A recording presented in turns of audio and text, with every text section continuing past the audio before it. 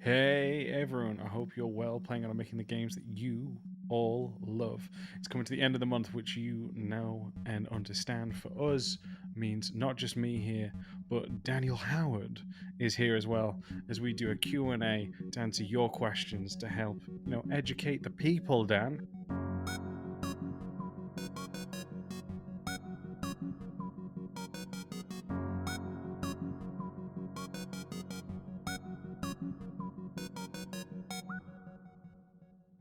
How we doing, mate?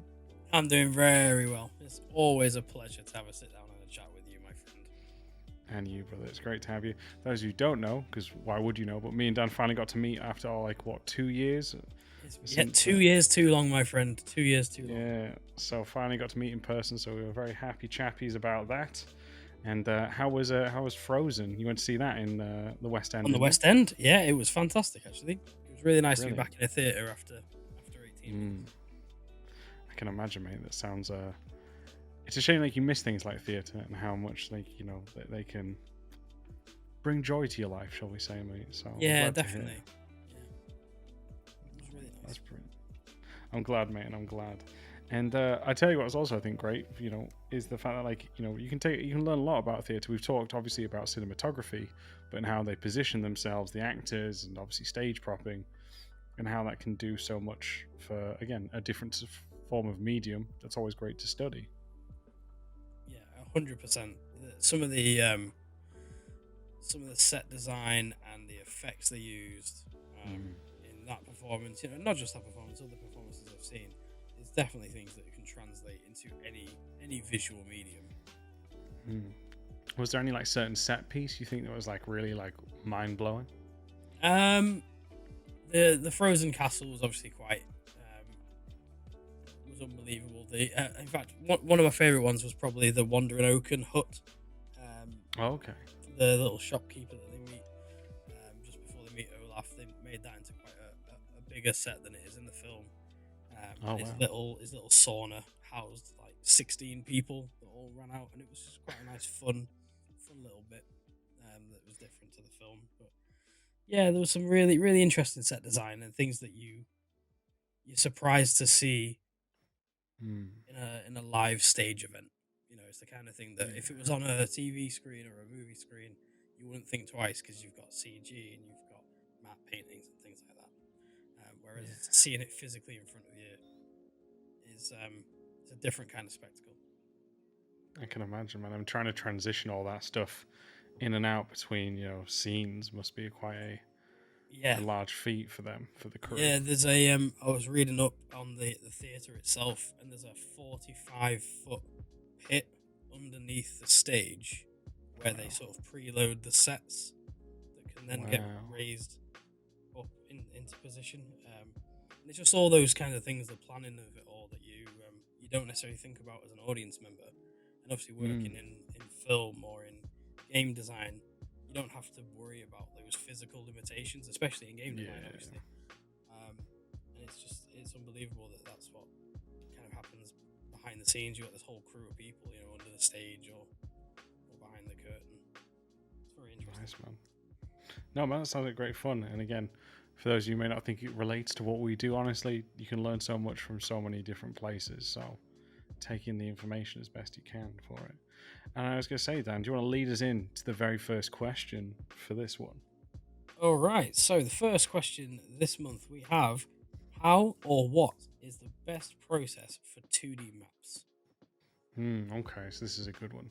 Now, I just wanted to preface this already. Some people don't do 2D maps in the industry. Some studios don't go with that. As me and Dan have spoken about multiple times, each studio has its own way of working. So just keep that in mind. I personally recommend that you do a 2D map. It's part of my personal process when I do something. But what I recommend with it is firstly starting off with pen and paper. I recommend always having a gridded notepad. The reason being is that you can translate those metrics, like one square on your notepad can mean 1 meter square in your editor that you're using, whether that be Unity, Unreal, or whatever in-house editor you're using.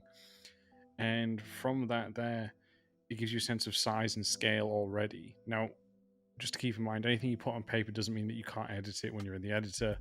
It is just the first stage, and just like I said, helps you give an overall source. If I have enough time, what I tend to do is obviously gather as much references, gather the information, but then I draw about 3 different variations of the layout just to help me go, okay, well, which one's actually cool? Maybe I can combine them, or maybe just one is clearly the best. And from there, I recommend using a few different tools to tidy it up. Because the thing is, most of the time, for personal work, you'll go the extra mile, make it look beautiful, right? Don't always make sure the presentation's king, but in a production schedule, you might not get that chance. But Photoshop is always a great one. I recommend put the grid on that. I also recommend a one called Floor Plan Creator. That one, if you just Google that, will give you a really nice grid layout. It's very good for more, how do I say, buildings. Not great for organic shapes, but a good start nonetheless.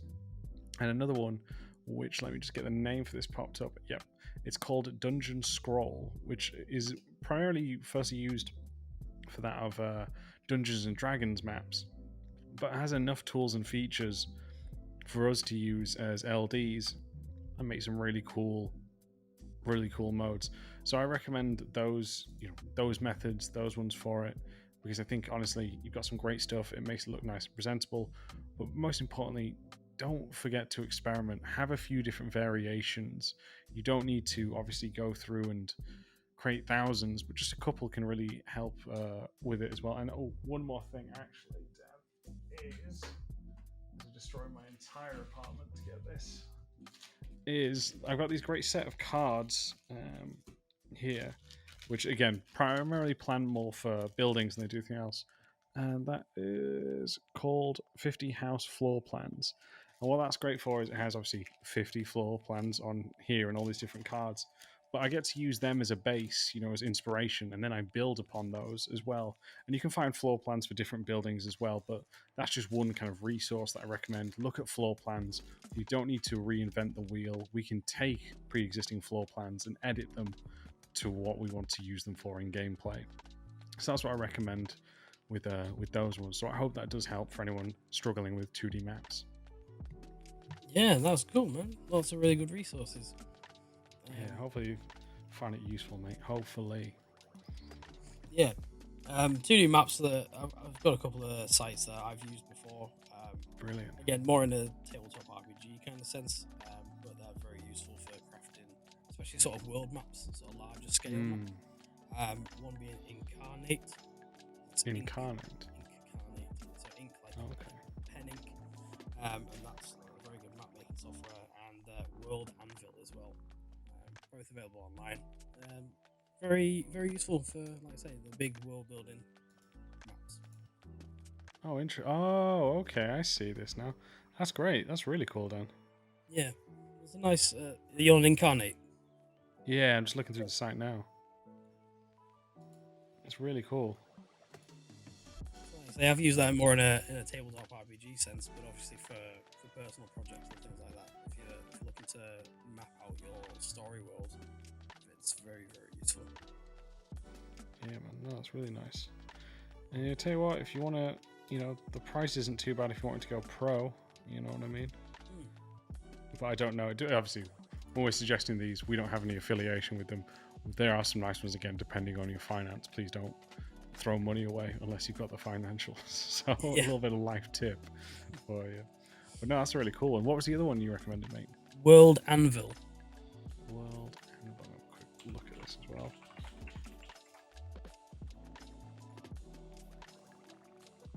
Ah, okay. So they're quite similar then? Very similar. Yeah, I'm more familiar with Incarnate, but I've dabbled in both. Ah, right. Because this really seems to have like not just the map building side, but like a real deep dive into other elements, right? For it. So no, that's really. It's amazing what people you wouldn't have thought about unless you're like involved in that scene and how that's all exploded. Yeah, it's crazy how much is out there now. Yeah, man, no, exciting things. So yeah, those are a few ways for it. Even if, like me and Dan said, some of these have come from a D&D kind of view. There's a lot that we can take from it, and again, present it in a nice way. Now, some of the art style may not, like we say, translate to what you're doing. Some are, like I mentioned, floor plan, more for actual building interiors than it is for something exterior and organic. but there is elements to that there. So yeah, don't be afraid to check those out. Yeah, we got some good stuff there. Yeah. I'm impressed with ourselves Nice with little our own dive. answers. Yeah, You well know? done, guys. Good huddle. What's the next one then? Next brother? up, we have how can levels communicate atmosphere or tone? Oh, this is a good one, Dan. 'Cause I think this is, can be done in different ways. So, really, again, what we stress about when we talked about like gathering all the information, theme is one thing that you should always be gathering for your level. Like, what is it that you want the player to feel when they're exploring your spaces, right? So, the thing that I recommend with doing that is making sure that well, firstly, from our side, because environment art and lighting can do a great job to help us as well. But from our side, the first things we've got to think about is, where is it located and can the building replicate that, right? If we want something more kind of, how do I say, more kind of safety for the player, what we can do is have it more circular, more soft edges in our layout, right? Because that there can allow us to, again, create that safety. There's no jagged edges. If we want the player to feel that if they are, how I say, entering the depths of hell, then we have the player start higher, and as they progress the level, they get lower and lower and lower down into that. Or if we want them to rise up past the occasion, we reverse it lower to higher, these kind of things. So on level design per se, it's more about capturing how we flow through the spaces, the shapes of the spaces we're using, how big spaces are, because obviously we can make things claustrophobic or feel much grander by using size like that. Now then with the environment artist, you obviously have that of like using certain props, the color palette, lighting comes into how bright things can be. So those are the elements, but definitely I think from a level design, it's more about how we move through the space, the mechanics we use. Do the mechanics work? Me and Dave talked about subverting the expectations before, whether that be, if you remember correctly, Dan, in Arkham, it was Arkham Knight, where the players are moving the canisters to then reveal the Joker, right? And it was something very slow and methodical to then shock you because they felt the player, they made it intentionally slow and kind of mundane, that task, to make that kind of impact even bigger. And then Last of Us, where Ellie isn't responding to you doing the prompt, that's showing her emotional state, so where to use your mechanics as well in the level. So all of this can be done from pure level design point of view. As I said, environment art and lighting do a great job with helping us in that one as well, for it, mate. Yeah, definitely. I think when it comes to atmosphere and tone, it's a layering of many different things that, especially in a level design perspective, they come from the different teams that work on levels. You've got things like your set design or sort of your aesthetic. You've got things like your weather systems that you might have in place, maybe offering some kind of pathetic fallacy to kind of feed into that tone.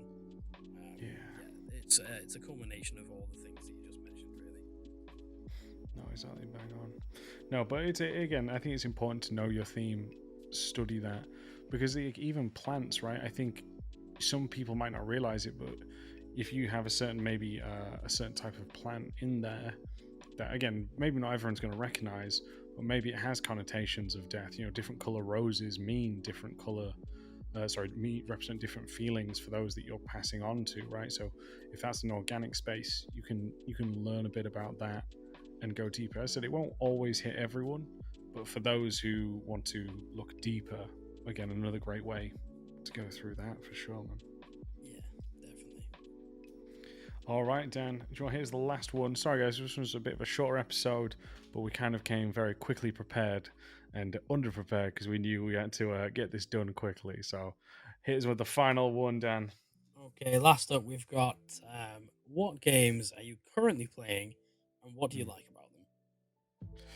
Oh, this is a tough one. I guess for me, what I'm playing right now, I'm bouncing between Deathloop and Death Stranding. A lot of death in the name. And I've just picked up Eastward for Nintendo Switch, which I want to start hopefully tonight or some point soon. But what I've been enjoying about Deathloop is like their understanding of architecture at Arcane, from Dishonored to Prey, is incredible. Like everything feels very real. It's got a certain style to it. And I think the difference with Deathloop, from having more of that experience with like linear progression to now having to accept, and it's similar to roguelites, right? But you're more compared to roguelites where it's another random generated level per se, so you're not exactly mastering the layout. Not in every roguelite, but some. Like the fact that you only really get to keep your kind of info on the targets that you've got and how you've learned or how you've tackled levels before, it's been very interesting to see. And I think again it's really cool, and just changing my mindset and being like, from being frustrated to actually enjoying, uh, again, taking down mental notes. And with Death Stranding, it's honestly really relaxing. With the fact, obviously, we're only starting to travel a bit now. I love Iceland a lot, one of my favorite places I've ever been. And to be able to, I know it's not meant to be Iceland, it's supposed to be America, but honestly, geology doesn't match. It's been great to have something where walking has a core loop to it, and it's got some nice music playing, and I've really enjoyed it thus far. So that's about me. What about you, Dan? Nice, man. Yeah. Well, Deathloop's on my list. I have to say, I've not quite got around to it yet, but I've loved everything Arcane have put out previously, so I'm very excited to give it a go. I'm playing a lot of Magic the Gathering Arena at the moment, actually, from a mobile game perspective. Yeah. Never been into the card game previously, but with Arena, obviously, it's free, so it's easy to dive into. There's no capital at risk, so to speak. I just like how it's constantly evolving. The last season had a heavy D&D theme with the Adventures in the Forgotten Realms set. It's competitive, but also rewarding, regardless of whether you win or not. Because you get daily challenges that get you more cards, and I quite like that sort of ever-evolving nature of it. From a sort of bigger game perspective, like a console game or a PC game, I've just started Soulstorm, Oddworld Soulstorm. Oh, okay. Being a fan of the Oddworld games from way back when, and it's really nice to see Abe again, and it really has kind of captured that spirit of Abe's Odyssey and Exodus. Again, very challenging, but rewarding when you finally do reach the end of a level. Fantastic animation, great design. That world really feels genuine. Like everything you come across, any sort of piece of set dressing or any platform that you're on feels like a genuine part of that world. It doesn't just feel part of the game. I suppose that's quite similar to the Arcane works that you just mentioned, in that all the architecture just fits with the story world. It doesn't feel conjured in a sense. So I'm really enjoying both of those. But Deathloop's definitely one I'll be jumping into as soon as I get some free time. Awesome, man. No, that sounds great.